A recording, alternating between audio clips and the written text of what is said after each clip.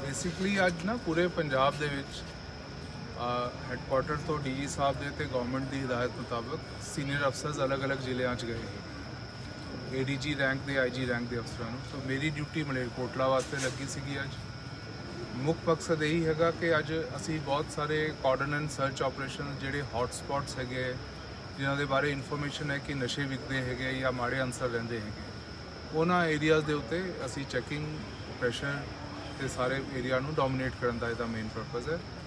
ਮਲੇਰਕੋਟਲਾ ਦੇ ਵਿੱਚ 10 hot spots ਇਹਨਾਂ ਨੇ ਆਈਡੈਂਟੀਫਾਈ ਕੀਤੇ ਹੋਏ ਆ ਲੋਕਲ ਪੁਲਿਸ ਨੇ। ਉਸ ਏਰੀਆਜ਼ ਦੇ ਵਿੱਚ ਸਪੈਸ਼ਲ ਚੈਕਿੰਗਸ ਐਂਡ ਨਾਕਾਜ਼ ਚੱਲ ਰਹੇ ਹੈਗੇ ਆ ਤੇ ਇਨ ਐਡੀਸ਼ਨ ਅਸੀਂ ਇਹ ਸੋਚਿਆ ਕਿ ਇੱਥੇ ਰੇਲਵੇ ਸਟੇਸ਼ਨ ਤੇ ਇਹਦਾ ਏਰੀਆ ਵੀ ਜਿਹੜਾ ਹੈ ਉਹ ਚੈੱਕ ਕਰਾਂਗੇ। So that is the basic purpose for better policing and impact in the. Sir ਕੋਈ ਬਰਾਮਦਗੀ ਹੋਈ ਹੈ ਕਿ ਬਰਾਮਦਗੀਆਂ ਵਗੈਰਾ ਹਜੇ ਆਪਰੇਸ਼ਨ ਚੱਲ ਰਿਹਾ ਹੈਗਾ, ਜਦੋਂ ਕੰਪਲੀਟ ਹੋ ਜਾਏਗਾ ਤਾਂ ਤੁਹਾਨੂੰ ਐਸਐਸਪੀ ਸਾਹਿਬ ਸਾਰੇ ਡਿਟੇਲਸ